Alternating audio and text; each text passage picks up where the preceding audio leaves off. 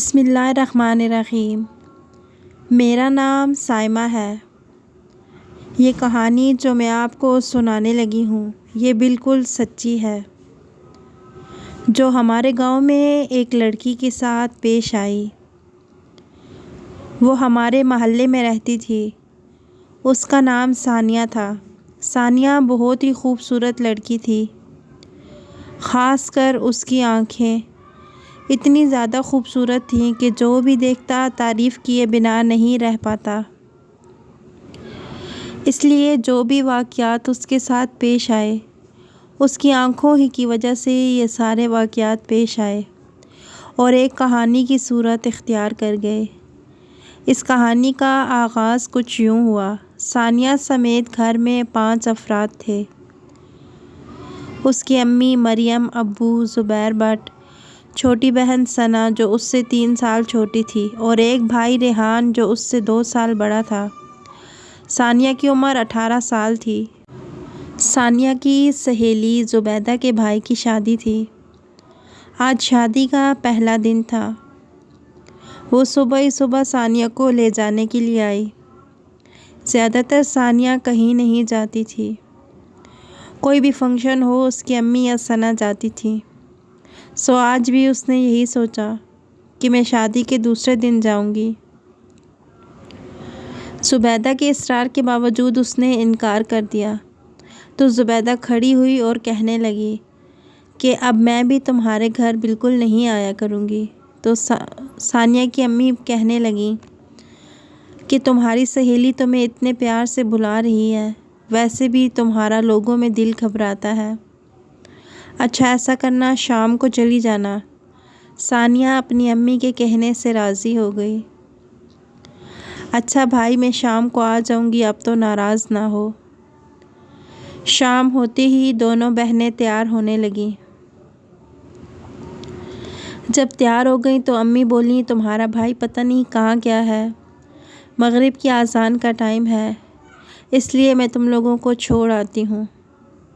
ثانیہ کے گھر سے زبیدہ کے گھر تک کا راستہ 9-10 منٹ میں طے ہوتا تھا۔ راستے میں قبرستان آتا تھا جس کے ساتھ سیدھی سڑک جاتی تھی جو کافی لمبی تھی۔ تھوڑا سا فاصلہ اور طے کر کے زبیدہ کا گھر آتا تھا۔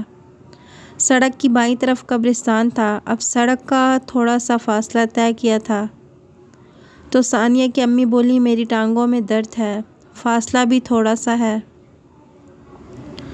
اس لیے میں یہاں سے دیکھتی ہوں، تم دونوں اچھی طرح منہ چھپا کے چلی جاؤ۔ اس طرح وہ اکیلی جانے لگیں۔ ابھی وہ سڑک کے بائیں طرف مڑ رہی تھیں کہ ثانیہ کا دل گھبرانے لگا۔ اس کی آنکھیں بوجھل ہونے لگیں اور ٹانگوں میں بھی شدید درد تھا۔ اس نے ثنا کا سہارا لیا اور کہنے لگی پتہ نہیں مجھے کیا ہو رہا ہے۔ وہ بمشکل زبیدہ کے گھر کے دروازے تک پہنچی۔ اچانک ٹھیک ہو گئی جیسے کچھ ہوا ہی نہ ہو۔ اس نے اللہ کا شکر ادا کیا کہ پتہ نہیں مجھے کیا ہو گیا تھا۔ شادی والے گھر میں وہ ویسے ہی گھبرا رہی تھی، کچھ دیر بعد نارمل ہو گئی اور اسے مزہ آنے لگا۔ ان میں سے ایک لڑکی زبیدہ سے کہنے لگی زبیدہ تمہاری سہیلی کی آنکھیں کتنی خوبصورت ہیں، یہ تو جس وقت سے آئی ہے میری نظر تو بار بار اس کی آنکھوں پر چلی جاتی ہے، اے کاش کہ میری آنکھیں بھی ایسی ہوتی۔ بہت ساری لڑکیاں اس کی آنکھوں کے متعلق باتیں کرنے لگیں۔ کتنی بڑی اور چمک والی آنکھیں ہیں اور پلکیں اتنی بڑی ہیں جیسے نکلی لگائی ہوں۔ ثانیہ کا دل پھر سے گھبرانے لگا، ٹانگوں اور سر میں شدید درد جاگ اٹھا۔ چپکے سے بہن کو بلایا اور خود پر قابو کیے بیٹھی رہی۔ پانی پینے کے کچھ دیر بعد اس کی حالت سنبھلی تو اس نے سوچا کہ مجھے گھر چلے جانا چاہیے، یہ نہ ہو کہ میرا تماشا ہی بن جائے۔ اس نے دوست سے جھوٹ بولا کہ میری کچھ چیزیں گھر رہ گئی ہیں، میں وہ لینے جا رہی ہوں۔ ثنا کو لے کر گھر چل پڑی۔ جب اس کی امی نے پوچھا اتنی جلدی کیوں آ گئی ہو تو ثانیہ بولی پتہ نہیں مجھے کیا ہو گیا تھا۔ اپنا حال بتایا تو کہنے لگی تمہارا تو ویسے بھی لوگوں میں دل گھبراتا ہے۔ اچھا جاؤ کمرے میں لیٹ جاؤ۔ وہ تھوڑی دیر لیٹی ہی تھی کہ اس کا دل گھبرانے لگا اور اس کی حالت بری طرح سے خراب ہونے لگی۔ ایسے لگا جیسے اس کے سینے پر کوئی بیٹھا ہو۔ اس کی آنکھیں اوپر کو اٹھ گئیں اور حلق سے گھٹی گھٹی آوازیں نکل رہی تھیں۔ ثنا اور امی دونوں باہر تھیں۔ تھوڑی دیر بعد ثنا کسی ضرورت کے تحت کمرے میں آئی۔ جب ثانیہ کو دیکھا پہلے تو بہت حیرت زدہ ہوئی، پھر خیال آنے پر چیخ مار کر امی کو بلایا۔ جب وہ آئیں اور بیٹی کی یہ حالت دیکھی تو وہ سناٹے میں آ گئیں۔ کیا ہوا ثانیہ میرے بچے، کیا ہوا؟ جا ثنا، گلی میں کسی بچے کو دیکھ کر کہو کہ تمہارے ابو کو بلا لائیں، وہ گلی کی نکڑ والی دکان پر ہوں گے۔ ثنا تیزی سے باہر دوڑی اور اس پر سبق پڑھ کے پھونکنے لگی۔ پڑھنے سے اس کی حالت کچھ سنبھلی، پھر وہ بے ہوش ہو گئی۔ جب اس کے ابو آئے، ابھی مریم آنٹی انہیں یہ واقعہ سنا رہی تھی کہ ثانیہ کی حالت پھر ویسی ہونے لگی۔ یہ دیکھیں، ابھی تھوڑی دیر پہلے بھی اس کا یہ حال تھا۔ تو وہ بولے کہ مجھے تو یہ کچھ اور ہی معاملہ لگتا ہے، تم آیت الکرسی پڑھو، میں جا کر مولوی صاحب کو بلا لاؤں۔ مولوی صاحب ایک دیندار اور نیک شخص تھے، انہیں کچھ زیادہ تجربہ تو نہیں تھا، پھر بھی بتا دیتے تھے۔ انہوں نے کمرے میں قدم رکھا ہی تھا کہ ثانیہ چیخنے لگی، خبردار اگر ایک قدم بھی آگے بڑھایا میں تمہیں مار ڈالوں گی۔ اس کی باتوں سے مولوی صاحب کو یہ پتہ لگ گیا، پھر بھی پوچھنے لگے کہ تم کون ہو اور کیا چاہتی ہو، کیوں بچی کو ستا رہی ہو؟ جواب میں ثانیہ ہنسنے لگی۔ مولوی صاحب کے بہت بار پوچھنے پر بھی کچھ نہیں بولی اور ہنستی رہی۔ مولوی صاحب اس پر آیت الکرسی اور سورہ ناس پڑھنے لگے تو وہ چیخنے لگی اور چیخیں مارتے ہوئے وہ چارپائی پر گر گئی۔ آنکھیں بند کر لیں اور ہنسنا بند کر دیا اور آنکھیں کھول کر اٹھ بیٹھی۔ اس کا دور ختم ہو چکا تھا، اس لیے حیرانی سے مولوی صاحب اور سب گھر والوں کو دیکھنے لگی اور امی سے پوچھا، کیا بات ہے امی، آپ سب اتنے پریشان کیوں ہیں اور مولوی صاحب کیوں آئے ہیں؟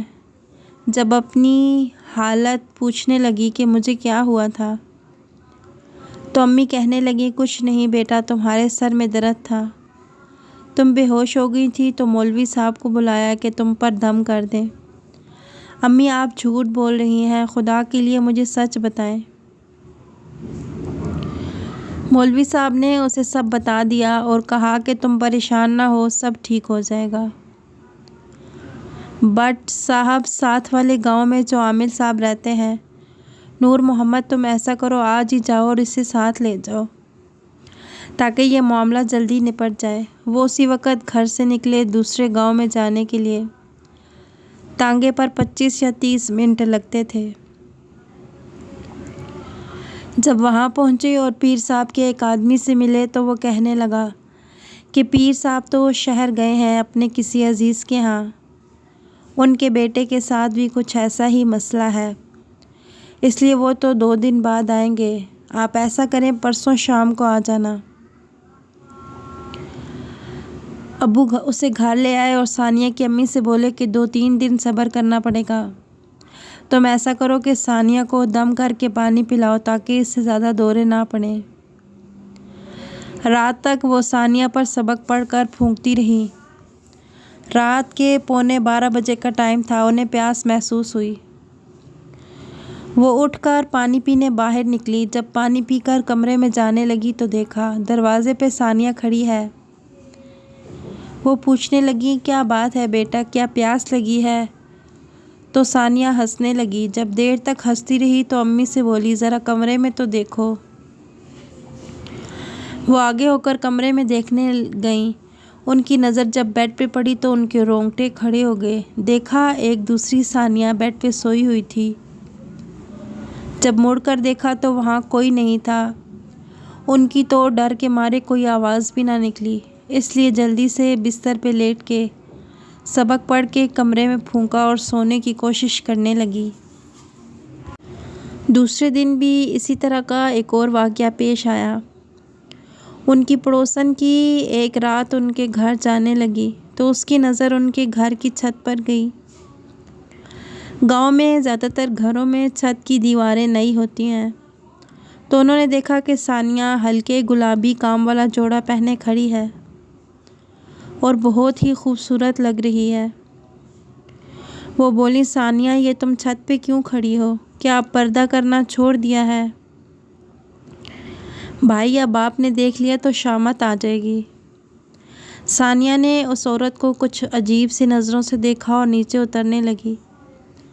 اس کی نظروں میں پتہ نہیں کیا تھا، وہ عورت لرز گئی۔ خیر جب گھر میں داخل ہوئی تو اس پہ حیرت کے پہاڑ ٹوٹ پڑے۔ دیکھا کہ ثانیہ تو صحن پر چارپائی پر لیٹی ہے اور اس کی شکل ایسی ہے جیسے برسوں سے بیمار ہو۔ تو وہ مریم سے بولی، اے مریم، ابھی تو ثانیہ اتنے اچھے لباس میں چھت پہ کھڑی تھی، اب ایک دم سے اس نے کپڑے بھی بدل لیے، اس نے کہیں سے جادو تو نہیں سیکھ لیا؟ تو وہ کہنے لگی، نہیں آپ کو وہم ہوا ہوگا، ثانیہ تو یہاں ہی لیٹی ہے۔ مریم سمجھ گئی تھی اس لیے ٹال گئی۔ تو وہ عورت کہنے لگی، نہ بھائی میں تو نہ مانوں، مجھے تو لگتا ہے تم لوگوں کے گھر سایہ ہو گیا ہے اور ثانیہ پہ تو کہیں قبضہ تو نہیں کر لیا، میں تو چلتی ہوں۔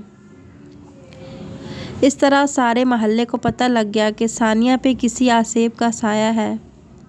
شام تک عورتوں کا آنا جانا لگا رہا۔ ثانیہ کی امی پریشان تھی کہ اتنی جلدی لوگوں کو پتہ لگ گیا اور اسی عورت کو کوسنے دیے جا رہی تھی۔ خیر جب 2 دن بعد بٹ صاحب عامل آ گئے اور جب انہیں بیٹی کا حال بتایا تو وہ اسی ٹائم ساتھ جانے کے لیے راضی ہو گئے۔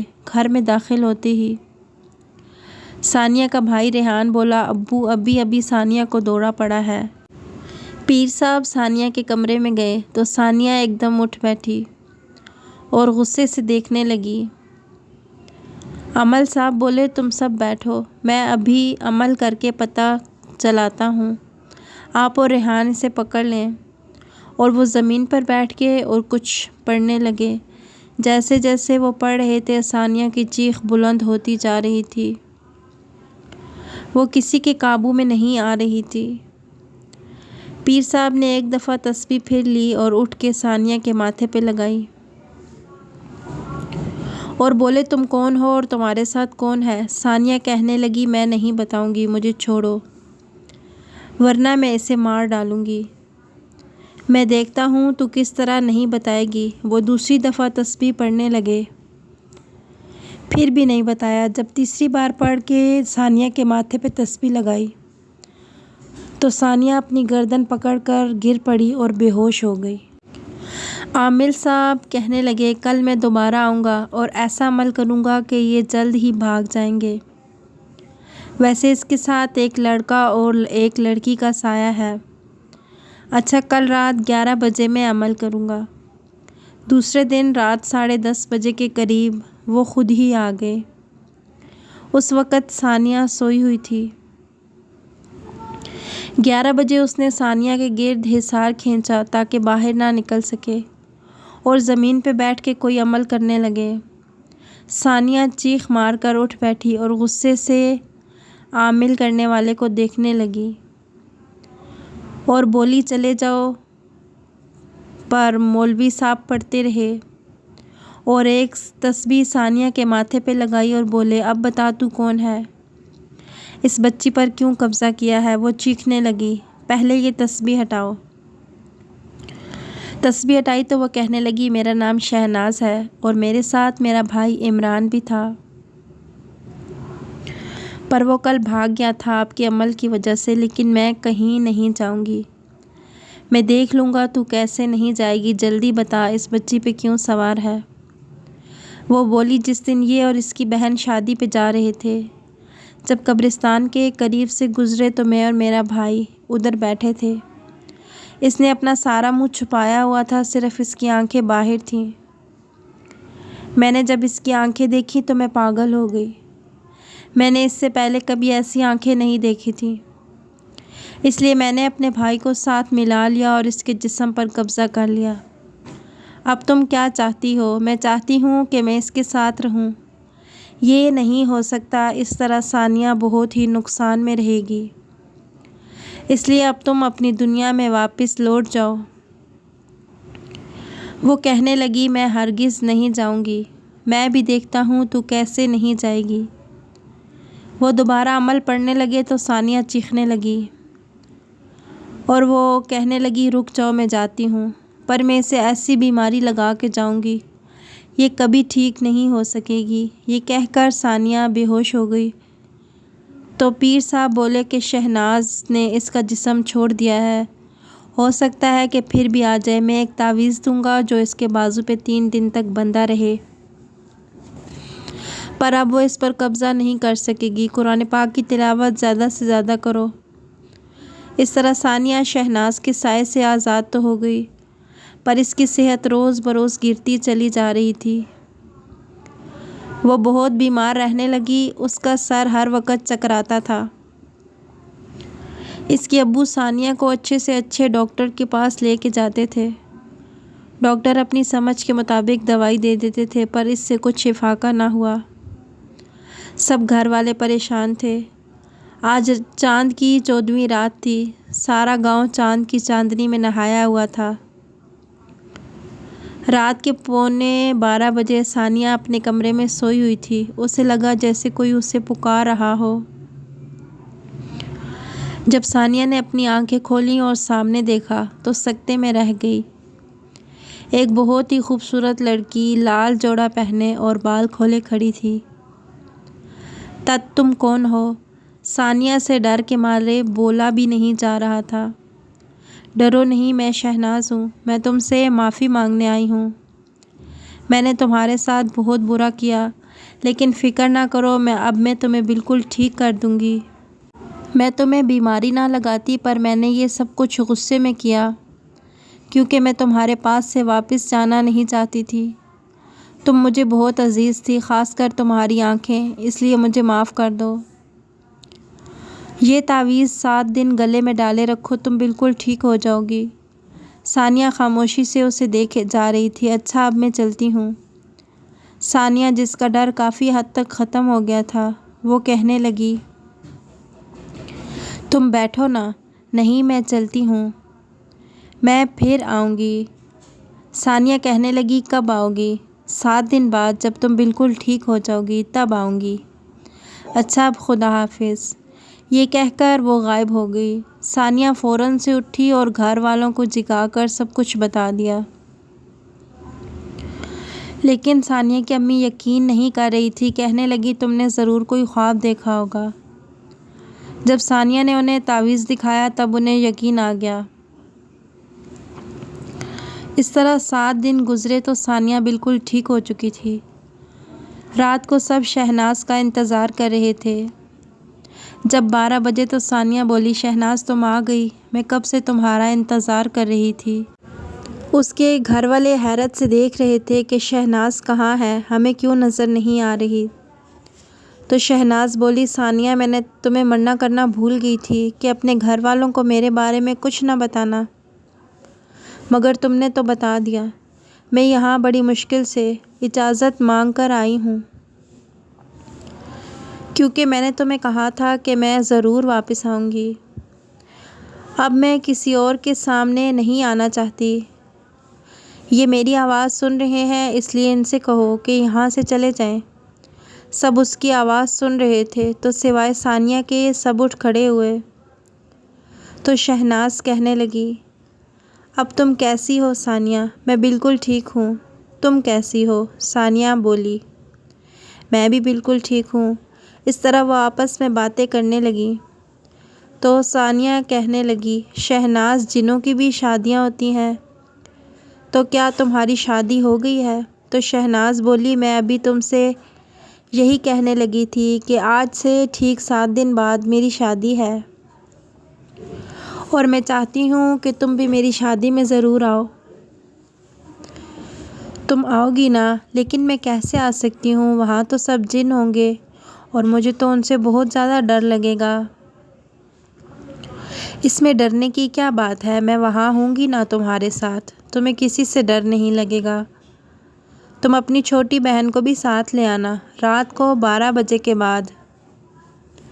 سڑک کے قریب درخت ہی درخت ہیں، ویران سی جگہ ہے۔ ہاں مجھے معلوم ہے، ثانیہ نے کہا۔ تو ٹھیک ہے، تم وہاں آ جانا۔ میں تمہارا انتظار کروں گی۔ اچھا بہت دیر ہو گئی ہے، اب میں چلتی ہوں۔ ثانیہ نے کہا، میں یہ سب اپنے گھر والوں کو بتا سکتی ہوں، کیونکہ ان کی اجازت کے بغیر تو میں وہاں نہیں آ سکتی۔ ہاں ٹھیک ہے، تم نے ویسے بھی سب کچھ تو بتا دیا ہے، تو یہ بھی بتا دینا، پر آنا ضرور۔ اچھا، خدا حافظ۔ ثانیہ نے اپنی امی سے اجازت مانگی تو ابو بولے، ٹھیک ہے، تمہارا بھائی تمہارے ساتھ چلا جائے گا۔ نہیں ابو، اس نے صرف ثنا کے آنے کا کہا ہے۔ ایسا کریں، ریحان بھائی مجھے وہاں چھوڑ کے واپس آ جائیں اور پھر دوبارہ واپس لے آئیں۔ آج جمعرات تھی، ثانیہ رات 12 بجے کا انتظار کر رہی تھی۔ رات 10 بجے تو امی بولی، بیٹا تم دونوں کپڑے وغیرہ پہن لو، صرف 2 گھنٹے ہی تو رہ گئے ہیں۔ ثانیہ نے آج کے لیے بہت ہی خوبصورت سا جوڑا بنوایا تھا۔ ثانیہ کے جہیز کے لیے اس کی امی نے سرخ رنگ کا بہت ہی خوبصورت جوڑا بنا رکھا تھا۔ ثانیہ نے اپنی امی سے اجازت مانگی، امی میں یہ شہناز کو گفٹ کر دوں؟ اس کی امی نے فوراً سے اسے اجازت دے دی۔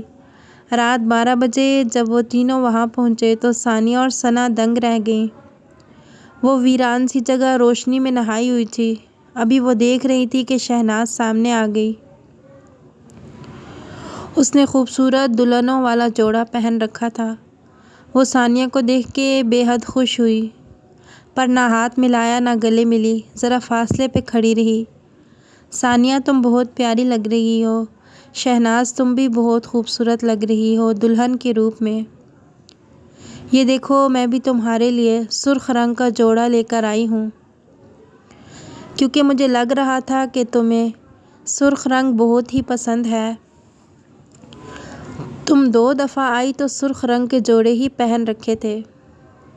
شہناز نے جوڑا دیکھا جو اسے بہت ہی زیادہ پسند آیا اور بولی، مجھے واقعی سرخ رنگ بہت زیادہ پسند ہے۔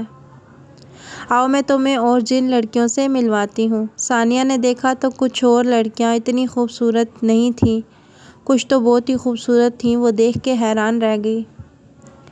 ثانیہ شہناز سے بولی، بھائی اپنا دولہا تو دکھاؤ۔ وہ کہاں ہے اور اس کا نام کیا ہے؟ اس کا نام عبداللہ ہے، ابھی بارات لے کے آئے گا تو دیکھ لینا۔ پھر شہناز کی جن سہیلیاں ان دونوں کو کھانے کی طرف لے گئیں۔ ثانیہ اور ثنا نے بہت مزے لے لے کر کھانا کھایا کہ شاید ہی اس طرح کے کھانے پہلے کبھی کھائے ہوں۔ تھوڑی دیر بعد بارات کا ٹائم ہو گیا۔ ثانیہ نے دولہا دیکھا تو شہناز سے کہا، دولہا تو بہت خوبصورت ہے۔ شہناز ہنس پڑی اور دولہے کے متعلق کچھ اور باتیں بتانے لگی۔ تھوڑی دیر بعد بالکل انسانوں کی طرح کے مسلم طریقے سے ان کا نکاح کیا گیا۔ نکاح کے بعد شہناز اٹھ کے ثانیہ کے پاس آئی، جو تھوڑی دور کھڑی تھی۔ وہ بولی، اچھا ثانیہ اب تم کیا کرو گی؟ جاؤ، اب تم اپنے گھر چلی جاؤ۔ میں رخصت ہو جاؤں گی تو تمہیں سب کچھ نظر آنا بند ہو جائے گا۔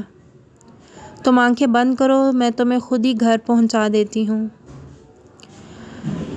لیکن شہناز کیا تم دوبارہ مجھے ملنے آؤ گی؟ ہاں میں تم سے ملنے آؤں گی۔ اس نے آنکھیں کھولیں تو وہ اپنے گھر میں موجود تھی۔ اس نے رات والی ساری واردات اپنے گھر والوں کو سنائی۔ آج ثانیہ کی شادی ہو چکی ہے۔ وہ اپنے گھر میں بہت ہی زیادہ خوش ہے۔ پہلے شہناز ہر ہفتے بعد آتی تھی، لیکن اب وہ اس سے ملنے ذرا دیر سے آتی ہے۔ وہ کہتی ہے کہ میری مجبوریاں ہیں، لیکن میں تم سے ملنے ضرور آیا کروں گی۔ لیکن وہ دیر سے صحیح پر ملنے ضرور آتی ہے۔ جب ثانیہ کی شادی تھی تو اس نے ثانیہ کو ہیرے اور سونے کا ایک بہت ہی خوبصورت ہار دیا تھا۔ اس کی اتنی چمک تھی کہ جو بھی ہار کی طرف دیکھتا تو اس کی آنکھیں چندیا جاتی تھیں۔ وہ ہار ثانیہ نے آج بھی سنبھال کے رکھا ہوا ہے۔ ثانیہ اور شہناز بہت پکی دوستیں ہیں، دیر سے ملتی ہیں پر ملتی ضرور ہیں۔ آپ کو ویڈیو کیسی لگی کمنٹ باکس میں ضرور بتائیے گا۔ جزاکم اللہ خیرا کثیرا۔